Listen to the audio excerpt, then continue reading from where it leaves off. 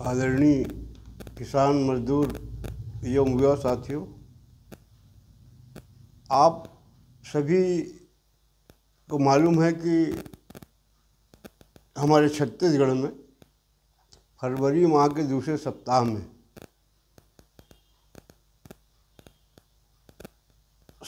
नगर निगम, नगर पालिका, नगर पंचायत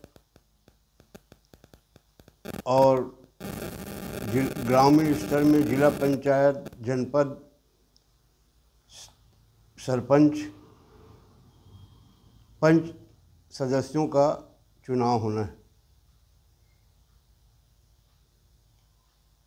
आप से मेरा एक आग्रह है कि आप पिछले चुनाव में आप क्या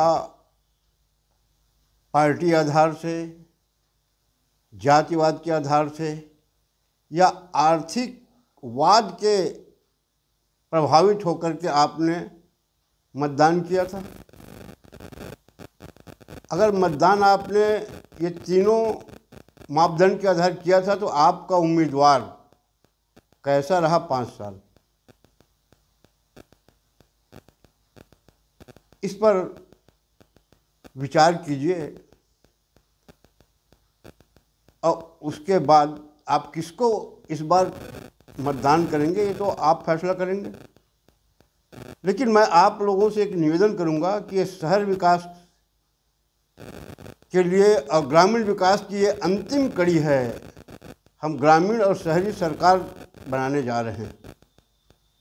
तो मेरा एक निवेदन है कि अगर आप लोगों को भी अच्छा लगे तो मेरा जो अनुभव है पुराने चुनाव में, मैंने देखा है कि अधिकांश उम्मीदवार इस चुनाव को जुआ और सट्टा का खेल समझ करके लड़ते हैं और मतदाता को 500 से 1000, 2000 प्रति वोट देने को तैयार होते हैं और कई लोग तो बांटते भी हैं। और चुनाव में जीत के आने के बाद वो आपसे कैसे व्यवहार करता है? क्या शासन की सुविधा वो आपको मुफ्त में दिलाता है? क्या आपसे ठीक से बात करता है? कोई भी काम में जाते हो तो क्या आपका काम मुफ्त में करता है? इसी पर विचार करने के लिए मैं आपसे निवेदन कर रहा था मतदाता साथियों कि आप दूसरे को गलत कहते हैं हम लोग कि हमारा पार्षद ये है, हमारा महापौर ये है, हमारा सरपंच ये है, जिला पंचायत सदस्य ये है, जनपद सदस्य हमारा ऐसा निकल गया, हम अपना समझ के बनाए थे। मगर मेरे को एक जानकारी है, मैंने देखा भी है कि अधिकांश हमारे मतदाता इस चुनाव जब भी आता है, चाहे चुनाव कोई भी हो, वो आर्थिक आधार पे वोट देते हैं। और यही कारण है कि हमारा द्वारा चुना हुआ प्रतिनिधि जीतने के बाद हमारा काम मुफ्त में नहीं करता। चाहे आप विधानसभा देख लीजिए ना, लोकसभा देख लीजिए, आप पार्टीवाद से प्रभावित होकर के दिए हैं ना।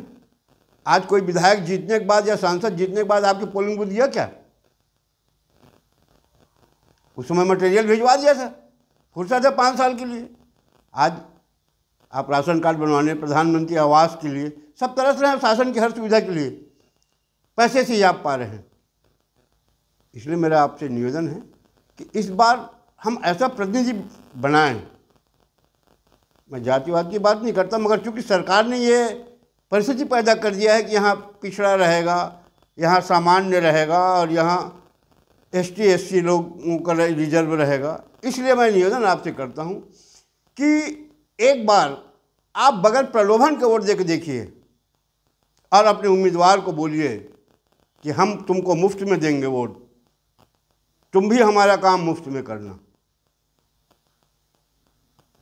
कह तो देगा वो, मगर पूरे ग्रामवासियों के बीच में उसको ले जाइए। जिस देवता को वो मानता है उसके पास ले जाइए, वहाँ उसको कसम खिलाइए और उससे शपथ पत्र लीजिए स्टाम्प में कि अगर मैंने यहाँ का पैसा खाया तो मेरे गांव की जनता, मेरे शहर की जनता मेरे खिलाफ कार्रवाई करा सकती है। मैं जानता हूँ बहुत से हमारे पंचायत प्रतिनिधि या शहर प्रतिनिधि ईमानदार हैं, ऐसी बात नहीं है, सब ऐसे हैं, मगर अधिकांश को मैंने देखा है, पार्षदों को देखा है, पंचायत में सरपंचों को देखा है, जिला पंचायत में देखा है। तो ये गलती हम खुद करते हैं कि प्रलोभन में, पार्टीवाद में, जातिवाद में आकर के हम वोट दे देते हैं और उसके बाद 5 साल पछताते रहते हैं, उसी के ऊपर दोष करते हैं। अगर जिस दिन आप पैसा नहीं लोगे ना, मुफ्त में वोट दोगे और 10 लोगों के बीच में उसको कसम खिलाओगे देवता का, जिस देवता को मानता है। तो मेरा इतना सब बोलने का मतलब है कि मैं चाहता हूँ कि छत्तीसगढ़ भ्रष्टाचार विहीन बने। अगर आप लोगों को अच्छा लगता है, ऊपर स्तर से तो मैं निवेदन कर रहा हूँ, शायद वो सोच विचार कर रहे हैं, उनको तकलीफ हो रही है भ्रष्टाचार विहीन छत्तीसगढ़ बनाने में, ऐसा लग रहा है मेरे को। हम नीचे स्तर से भी कोशिश करें कि इस चुनाव में गांव के विकास के लिए, शहर के विकास के लिए हमारे अधिकतर प्रतिनिधि ईमानदार तो हैं, मगर कुछ ऐसे लोग हैं जो पार्षद बन जाते हैं और ठेकेदारों का लाइसेंस किराए में ले लेते हैं। आप तो उसको पार्षद बनाएं, वो मुंशी बन जाता है ठेकेदार का, और गांव के पैसा, मैं इसलिए बता रहा हूँ ना कि मेरे नगर पंचायत पथरिया में ये सब हो चुका है। हमारे विधायक सांसद जो रहे, अरुण साहू जी सब जानते हैं, कौशिक जी जानते हैं, मोहल्ले जी जानते हैं, मुंगेली जिले में हमारे ये सब जानते हैं कि पार्षद लोग, आप पार्षद बनाते हो कि शासन की सुविधा दिलाएगा, और शासन की सुविधा को खाने के लिए अपना लाइसेंस किराए में लेके आता है और 2.5 करोड़ रुपया तो शौचालय का खा गया, आज तक जनता को दे भी नहीं किए। 2.5 करोड़ वहाँ सौंदर्यीकरण के लिए आया था, उसको पता नहीं अब कौन कौन खाया, कोई जांच करने के लिए तैयार नहीं है। इसलिए मैं चाह रहा हूँ कि ये बीमारी सब जगह है, इसलिए हम दूसरे को गलत कहने के पहले हम अपने को देखें, हम क्या हैं। अगर हम किसी से पैसा लेंगे नहीं, किसी के पास हम बिकेंगे नहीं, 2 दिन चलेगा, 1000 रुपया या 500 रुपये एक वोट में देगा, कितना दिन चलेगा, ज़्यादा से ज़्यादा महीना भर चलेगा। 4 साल 11 महीने से फिर हमारा ऐसी जैसी करता है वो। तो हम चुनाव उपवास करें ये भ्रष्ट लोगों को जवाब देने के लिए, चाहे विधानसभा चुनाव हो चाहे लोकसभा, इनको भगाइए, पैसा मत हमको नहीं चाहिए, हमको काम चाहिए, हमको शासन की सुविधा चाहिए। अवश्य मैं अपने प्रदेश के कांग्रेस, भाजपा और अन्य राजनीतिक दलों से निवेदन करूंगा कि अगर वो अपने चुनाव में पार्टीगत प्रत्याशी उतारते हैं तो उनका मापदंड क्या है वो तो वो जाने, मगर मेरा विचार अगर अच्छा लगे तो मैं चाहूँगा कि ईमानदार विचारधारा के लोगों को भी मौका दिया जाए, जो शासन की सुविधा लोगों को मुफ्त में दिला सके, ताकि हमारे देश के प्रधानमंत्री मोदी जी जो चाहते हैं गांव के विकास,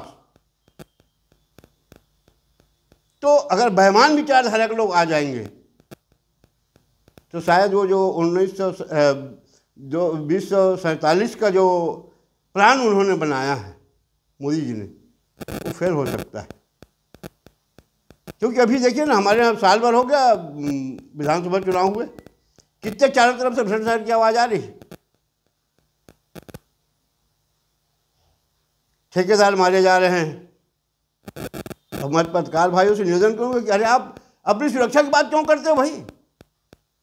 पत्रकार को अपनी सुरक्षा की बात से नहीं करनी चाहिए। आप बोलिए कि भ्रष्टाचार विहीन बनाइए छत्तीसगढ़ को, ताकि हमको छापने के लिए मुद्दे न मिले। आप ये बात क्यों नहीं करते? इससे पत्रकार जगत का नाम होगा। प्रदेश भर में जो है ना, वो पत्रकार की हत्या हो गई, पूरे प्रदेश भर में आंदोलन किया, अरे भाई भ्रष्टाचार की जड़, जो निर्दोष पत्रकार हमारा मारा गया, ये भ्रष्टाचार की जड़ कौन है? कांग्रेस और भाजपा है। तो इनके नेताओं को स्वयं मिलता है तब यह होता है, इसी में पत्रकार की हत्या होती है। इसलिए मैं अपने प्रदेश के पत्रकारों से निवेदन करूंगा कि यार सुरक्षा की कोई ज़रूरत नहीं है, दुनिया में आए मरना है, मगर आप भ्रष्टाचार आंदोलन तो करिए, भ्रष्टाचार विहीन छत्तीसगढ़ बने। इसमें किसी को कोई वो जान का खतरा नहीं रहेगा।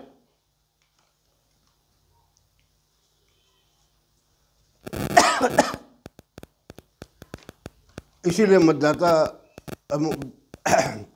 तो हम मतदाता बन गए, किसान मजदूर युवा साथियों आप सब हम मतदाता बन गए। तो इसीलिए मैं आपको निवेदन करता हूँ कि इस चुनाव में छत्तीसगढ़ को भ्रष्टाचारी मिलाने के लिए हम बगैर किसी जातिवाद, पार्टीवाद और आर्थिकवाद जो प्रलोभन देते हैं उनसे दूर हो करके ईमानदार आदमी खुद चुने। लोग, बहुत से लोग ऐसे चलाक चतुर चलाक बोले जिसका सत्ता है वो नहीं जीतेगा तो काम नहीं होगा, ऐसी कोई बात नहीं है। नगर पंचायत में केंद्र सरकार द्वारा, राज्य सरकार द्वारा पैसा निर्धारित है, वो तो आने ही आना है, उसमें होगा। हमारा विचार अच्छा रहेगा तो शासन की सुविधा को हम लोगों को मुफ्त मिला सकेंगे। यही अगर दिला लें राजनीतिक पार्टी के नेता तो उनकी पार्टी काफ़ी मजबूत हो जाएगी छोटे स्तर में। मगर ये विचारधारा कि कितने हमारे राजनीतिक दलों में लोग हैं, इसको थोड़ा सोचना और देखना पड़ेगा। अब आप मुझसे ज़्यादा समझदार हैं, मैं आपको कुछ बता नहीं सकता, मगर याद दिला रहा हूँ। कांग्रेस पार्टी ने तो बहुत अच्छा नियम निकाल दिया है अपने पार्षदों के लिए। जो 5 साल पार्षद रह गए वो 75,000 रुपया दे तब तो दोबारा उनको मौका दिया जाएगा। अब पता नहीं जो लड़ना चाहता है उससे 1 लाख का है कि 2 लाख का क्या है वो समय बताएगा। तो बहुत से लोग तो अपना दूरी बना रहे हैं कि भैया कौन 75,000 इनको देगा और उसके बाद फिर और 2 के कहेंगे। ये क्या हो गया है पार्टी नेताओं को? अरे भैया लखमा जी कुछ जाते जाते बोल दिए होते, भैया ये 61-62 करोड़ जो आप इकट्ठा किए हो उसमें कुछ दे जाओ। इतना करो खाने के बाद पैसे की कमी है, पार्षदों को से पैसा मांगा जा रहा है। खैर अब उनकी पार्टी की बात है, कुछ भी करें, मगर पेपरों में आया तो बड़ा दुख लगा कि आज राजनीति के लोगों का इतना स्तर गिर गया है कि खुलेआम छपवा रहे हैं।